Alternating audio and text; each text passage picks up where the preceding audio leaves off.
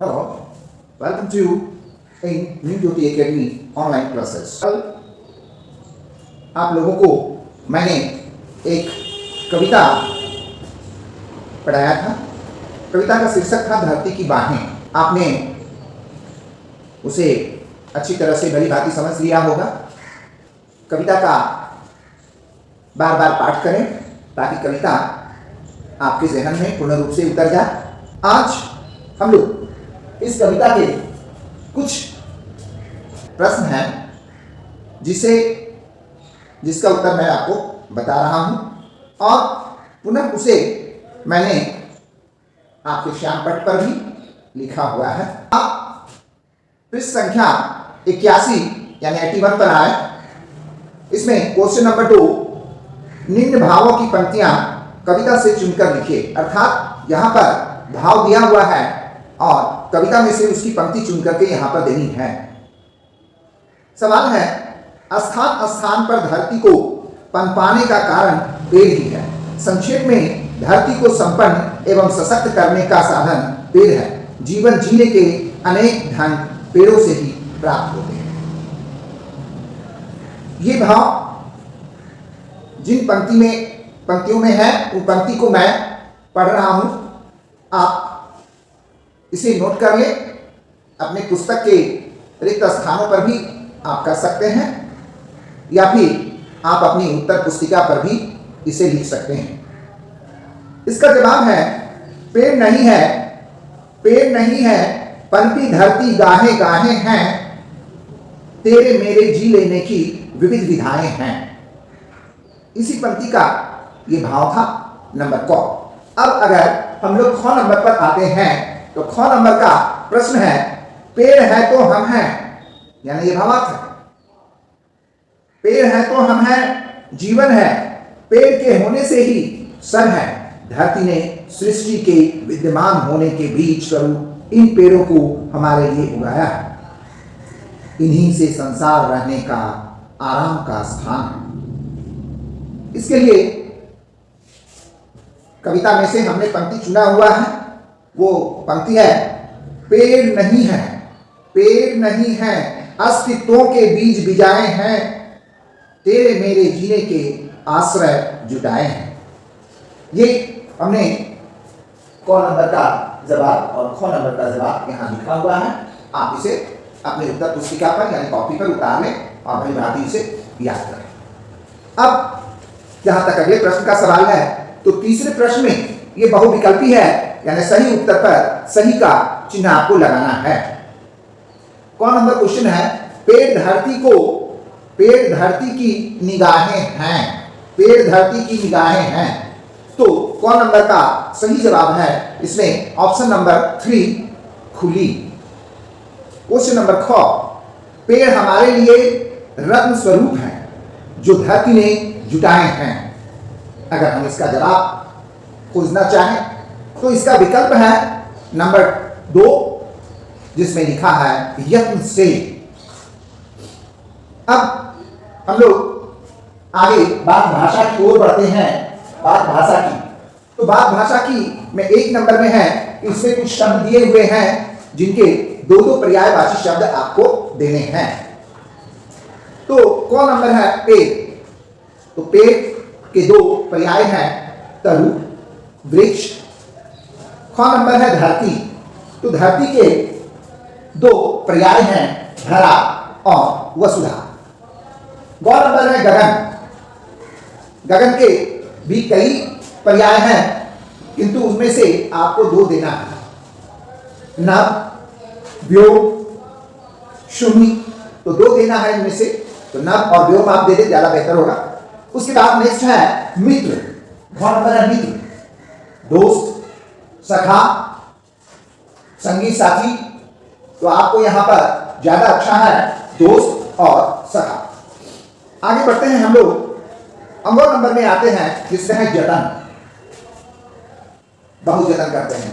तो जतन का पर्याय है परिश्रम, मेहनत। अब आइए चौ का, इसमें 4 नंबर शायद राह है।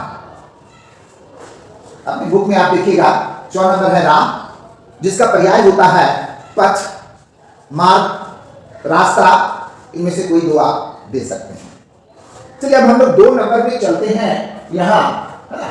तो इधर चल रहे हैं 2 नंबर क्या करता है, इससे पहले हम समझ ले। अपने आप बुक में पेज नंबर 82 खोलकर अगर रखे हुए हैं तो आप उसमें देखिए कि उसमें लिखा हुआ है कि नहीं का प्रयोग हम प्रायः निषेधवाचक सरल वाक्यों में करते हैं। यानी नहीं नकारात्मक, in English you can say negative sentence. तो निषेध वाचक, यहां पर नहीं वाली बात आती है और निषेध वाली यानी प्रोहिबिशन की बात आती है ना। तो इसमें हम ज्यादातर उसे यूज करते हैं, जैसे कि यहां कोई पेड़ नहीं है। यहां कोई पेड़ नहीं है, यह निगेटिव सेंटेंस है, नकारात्मक वाक्य है। यहां बार बार पेड़ नहीं है। यहां बार बार पेड़ नहीं है, इसका तात्पर्य है कि पेड़ ही है से है जो हम सब पर उपकार करते हैं। यानी यहां कोई पेड़ नहीं है, यहां बार बार पेड़ नहीं है कहा जा रहा है। अर्थात इसका मतलब है, तात्पर्य यह आता है कि पेड़ ही हैं, उन्हीं से यहां तात्पर्य है जो हम सब पर उपकार करते हैं। तो हम लोग को यहां पर कुछ एक उदाहरण दिए हुए हैं, उसके अनुसार हम लोग को बनाना है। जैसे यहां पर दिया हुआ है, ये मेरे बड़े भैया नहीं पिता है। आपने कौन नंबर में देखा, ये मेरे बड़े भैया नहीं पिता है। इसी तरह से यदि मैं दूसरा वाक्य बनाऊं तो ये मेरे मित्र नहीं गुरु हैं। गौ नंबर, यह मेरी भार्या नहीं पथ प्रदर्शिका है ना। उसके बाद नंबर, ये धरती की माटी नहीं, ये धरती की माटी नहीं सोना है। ठीक है। तो अब हम यदि इससे और आगे बढ़ते हैं तो हम देखते हैं कि 3 नंबर में वर्ण विच्छेद दिया हुआ है और इसमें कुछ शब्द दिए हुए हैं, उसका विच्छेदन करना है आपको। जैसे है मित्र, आप देख सकते हैं मित्र। तो मित्र का क्या होगा, मौ प्लस हर्षई प्लस तोहलन प्लस रोहलन प्लस ओ। ख नंबर उसी प्रकार है चित्र, च जोड़ हर्षई जोड़ तोहलन जोड़ रोहलन जोड़ ओ। उसके बाद ग नंबर में आते हैं चंवर।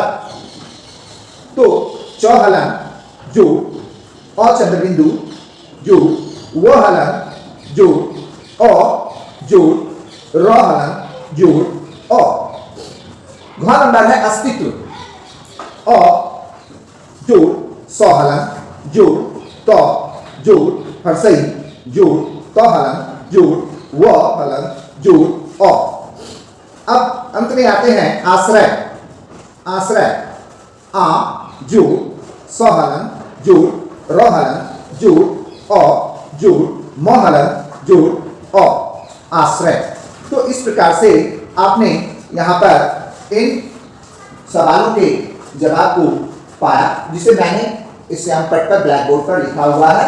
आप उसे अपने उत्तर पुस्तिका पर लिख लें।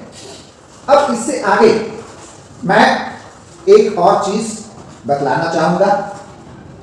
हम लोग काव्य की रचना करते हैं, काव्य पाठ करते हैं, तो उसके बारे में हमें जानकारी होनी चाहिए कि दरअसल काव्य होते कितने प्रकार के हैं। तो काव्य की रचना 2 प्रकार से की जाती है। एक है छंदबद्ध और दूसरा है छंदमुक्त। यानी छंदबद्ध का मतलब होता है जिसमें लय हो, तूक हो, छंद युक्त हो, है ना। तो ऐसी रचना जिसमें ये तमाम चीजें होती हैं उसे छंदबद्ध रचना कहते हैं, छंदबद्ध काव्य रचना। किंतु छंद मुक्त में वो छंद से मुक्त होता है। ये छंद से मुक्त होता है, इसमें छंद नहीं होता है, किंतु इसमें भावों की प्रधानता होती है।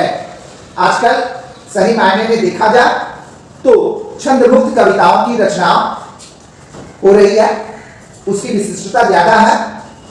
ज़्यादातर लोग उसी को लिख रहे हैं और इसमें भावों की प्रधानता पाई जा रही है और इसे भी हमें लय के साथ पढ़ना चाहिए।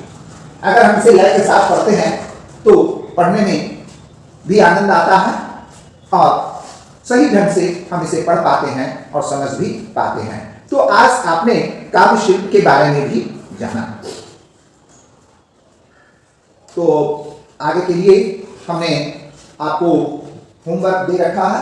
ये होमवर्क है पेज नंबर 79, ओनली 79, केवल 79 पेज के जो कविता है एक पेज में, वो याद करें आप और काव्य शिल्प का जो स्ट्रक्चर हमने तैयार किया हुआ है उसे भी आप याद करें। धन्यवाद।